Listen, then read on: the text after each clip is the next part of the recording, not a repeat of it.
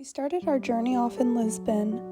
With trolley cars and lovely restaurants and cobbled streets, we walked around and situated ourselves on the first day. This lovely little walkway was right outside of our apartment. On our second day, we went to Sintra. Sintra is a beautiful city about an hour outside of Lisbon, and it is famous for all of its castles. We did not plan super well, but luckily, after we got off the train, we met a local who offered to give us a tour for the day. So we stuck with him, and he showed us the beauty of Sintra and the surrounding area.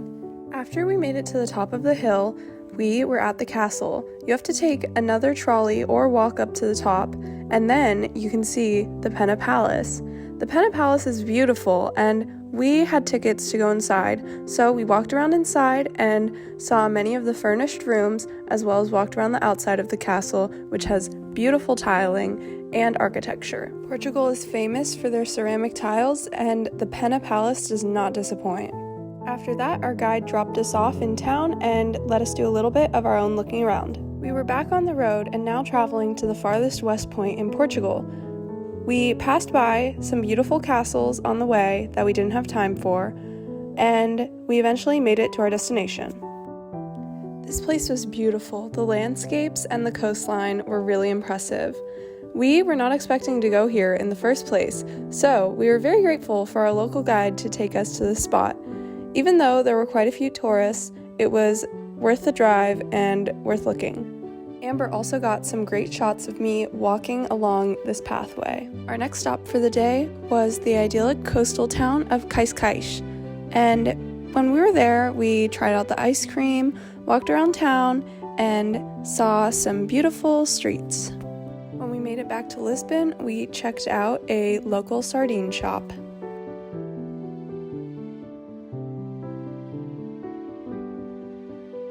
Today we had a lot planned, so we started in the main square and walked around there, and then eventually made it to the Timeout Market.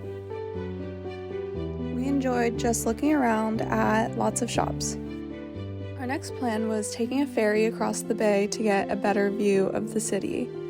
This was scenic because you could see the beautiful bridge and the statue on the other side. Our next stop was a viewpoint of the city. We went on a trolley all the way up to the top of Lisbon, and we had a great view from Miradouro das Puertas del Sol. Then we tried a great pina colada. The next day we left Lisbon and took a train on the way to the Algarve region of Portugal.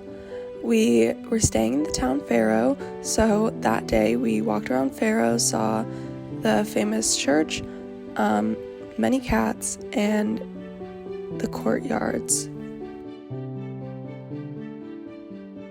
We also looked at the marina from a rooftop bar and from the ground. Our next day was mainly spent in Lagos. We found some outdoor exercise equipment and tried those out, as well as hiked around the Ponta de Piedade, which had beautiful cliffside views of the ocean. We saw the lighthouse, we saw the Praia del Camino, and we also saw the Ponta de Piedade lighthouse. It was very pretty, and we enjoyed the beach.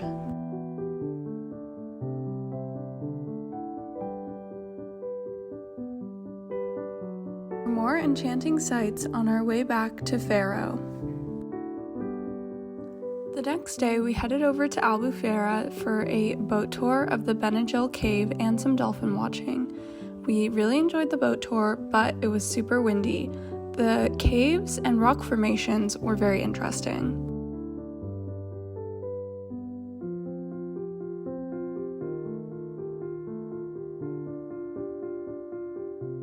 Before heading back to our last night in Faro, we stopped at the beach and walked around. The next leg of our trip was in Spain. We started in Seville and enjoyed walking around the streets. Then we decided to check out the cathedral and some local cafes. We also met up with a friend and continued walking around the town, saw some cute sights, and got dinner together and tried sangria. We checked out the Seville Mushroom at night and also hit the clubs and did some limbo dancing. The next morning, we got dressed and walked over to La Plaza de España. The walk was very scenic, and we really enjoyed hanging out at La Plaza de España. There were so many great views of the beautiful palace, and we enjoyed walking around and just people watching there.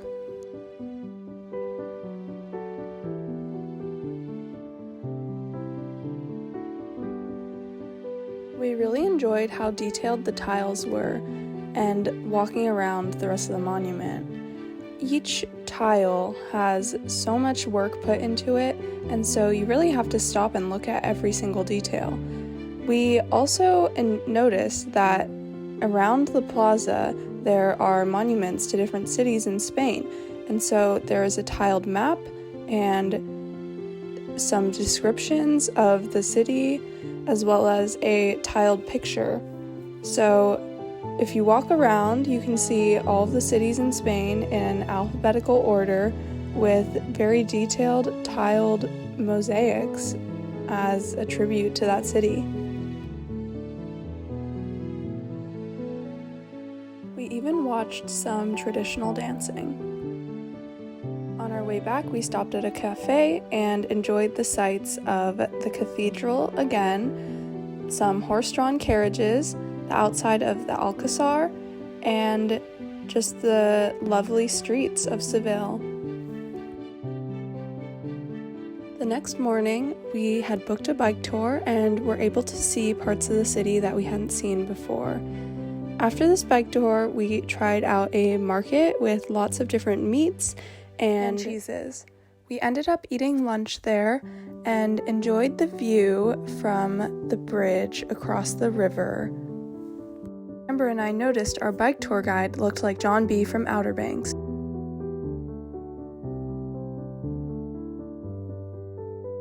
The walk back was scenic as always, and we got a view of Las Setas, or the mushroom, during the day. We were told the Alcazar of Seville was a must-see, and it definitely did not disappoint. The inside of this Muslim palace was spectacular. Every square centimeter was decorated so intricately with carvings and designs. We didn't go on a guided tour, so we didn't understand quite what everything meant, but I really did enjoy seeing all of the different patios and courtyards and arches, and just everything about this palace was so beautifully done. We enjoyed the outside as well. The gardens were very impressive, and walking around them was just a joy.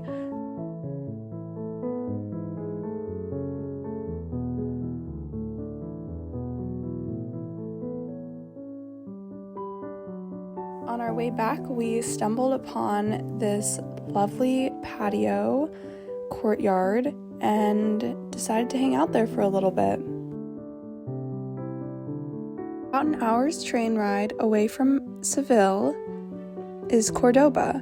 We spent a day there and enjoyed the patios, which were beautifully decorated with lots of different pathways and flowers and potted plants, as well as fountains, and the local sites, as well as the Mezquita Cathedral in Cordoba. This is a Muslim cathedral, and it is an impressive landmark in the historical quarter. It features Moorish, Baroque, and Gothic architecture and is one of the most impressive sites in Cordoba.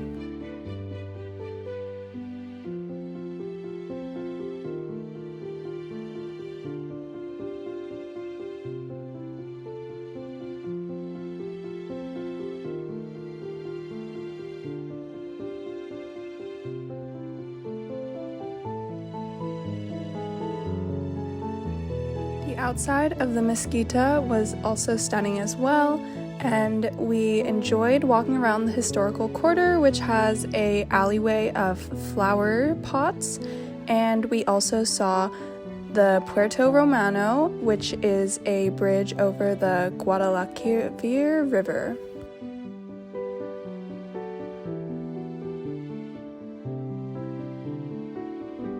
We made it back to our last night in Seville just in time for the Pride Parade. Our next stop was long awaited by Dad. He was so excited to see the tiny territory on the tip of Spain owned by Great Britain called Gibraltar. Gibraltar is a historical World War II site as well as the home to the Barbary macaques. Although Gibraltar is great from sea level and there is so much to do in the town, the main attraction is going up to the top of the 412-meter rock and seeing the sights such as the Barbary macaques, Devil's Cave, and the Skywalk and Suspension Bridge. After riding the cable car up to the top of the rock, the views from the top are crazy. We even witnessed a monkey attack. A monkey grabbed somebody's backpack open and rifled through the contents and stole some cookies and ate them right in front of him. This monkey was going wild.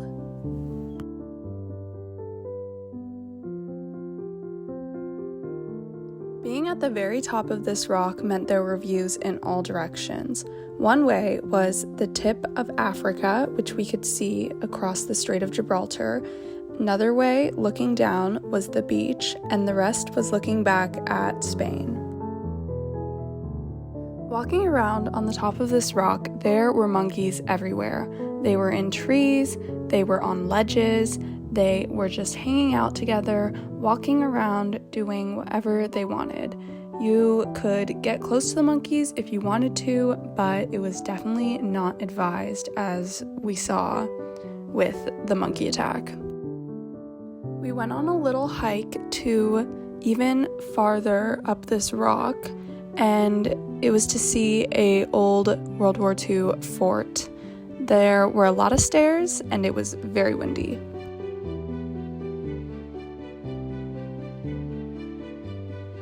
After the old fort, we headed over to St. Michael's Caves. These caves were quite stunning, and they had a light show going on for a good portion of the time.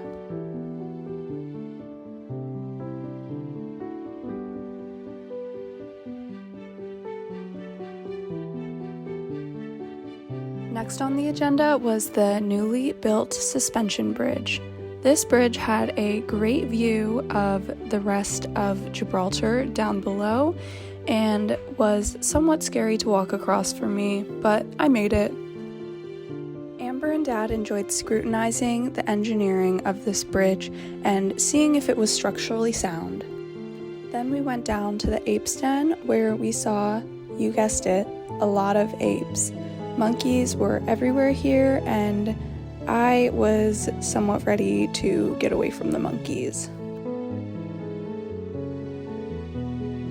To get back down to the ground, we actually had to go up. The cable car takes you to the top of the rock, and we had walked halfway down the rock, so that meant we had to walk up a lot of stairs. These were called the Mediterranean steps. We walked all the way up from the bottom of where they start to the top of the rock. We were sharing this path with monkeys, which on a one-way narrow staircase with a suspicious rail is a bit of a feat to complete. This diagram shows that the Gibraltar Rock is taller than even the Empire State Building. We drove around Gibraltar in a loop and saw the lighthouse and another castle, and then we were out of there and saw the rock from afar and walked along the Mediterranean Sea.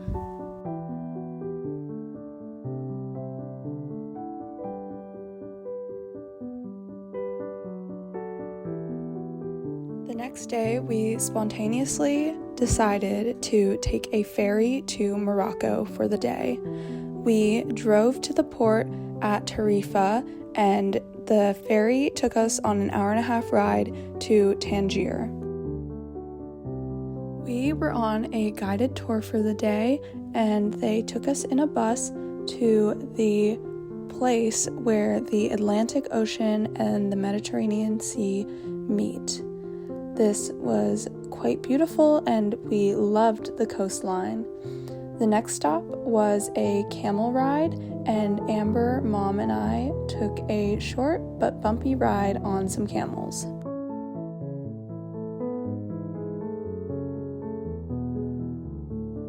Our guide showed us some fishermen, the markets, the town, and we were able to see lots of traditional spices and flowers. And then we were taken to a typical lunch, and it was complete with Moroccan tea. All of the buildings are painted white to reflect sunlight because it gets so hot there, and this type of architecture was really beautiful. We also saw a snake charmer briefly and walked over to a silk and weaving shop. There were many great scarves and bags and tassels and rugs and everything in between here, and we even got to see them weave it in front of us.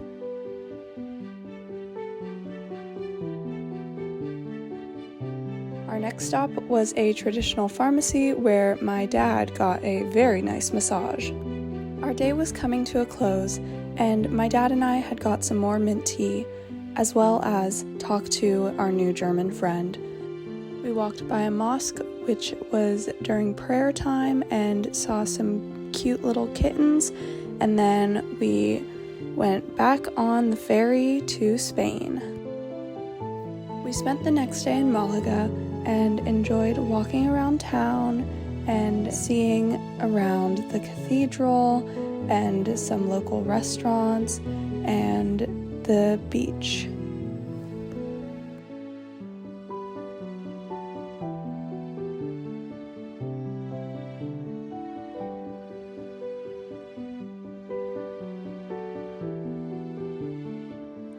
The next day we were on to Granada, and we were there to see the Alhambra.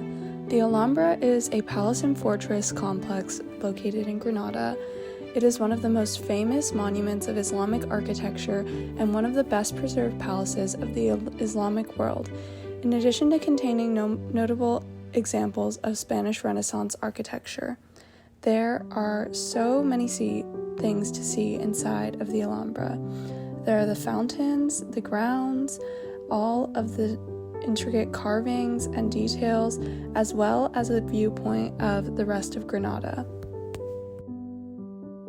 The rest of the palatial complex was gorgeous, and we enjoyed walking around and seeing the sights.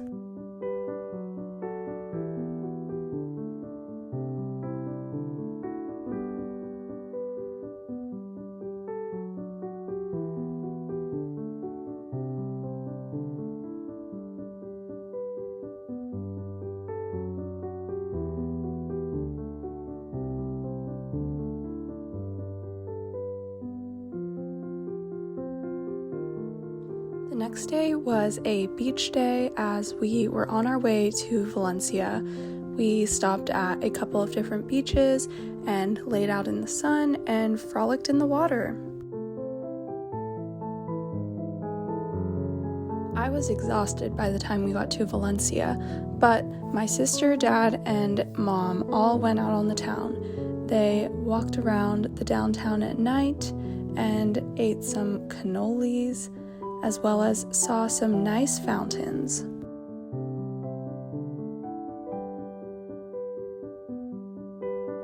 The next day, we hung out in Valencia. We saw the beach, the Palau de las Artes, and tried some paella. We also walked around the town and then were able to get to the central market in Valencia.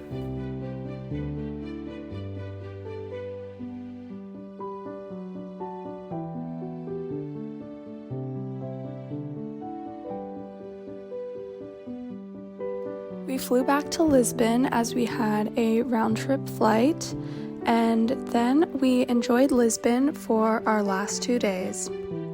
We ate breakfast at a very cute local shop, and then we hung out at Ceramics na Linea, which is a ceramic place based in Lisbon, Portugal, and they have just the cutest, best ceramics my family has seen.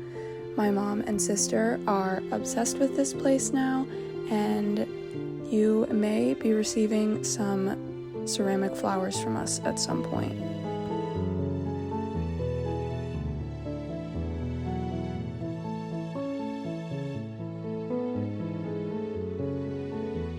We were getting a little bit tired, but we still had a couple of things left to do. We took a trolley up to the Castelo São Jorge, and Amber was being a little bit silly and stuck her hand with her camera out the window and almost got it taken out by another trolley car. Once we made it to the castle, we enjoyed looking at all of the local artists' art of Lisbon, and we had the best viewpoint of the city from the top of this castle. We walked around the grounds, and there were lots of peacocks that were also walking around the grounds. We just enjoyed this castle and seeing all of the architecture from a very long time ago.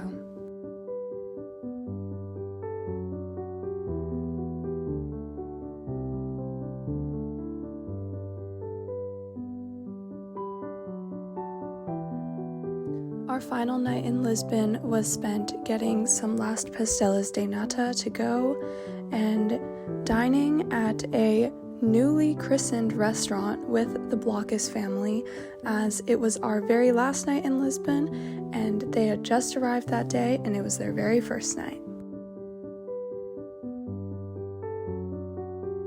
And before we knew it, we were headed back to California on a plane and said bye to Portugal and Spain.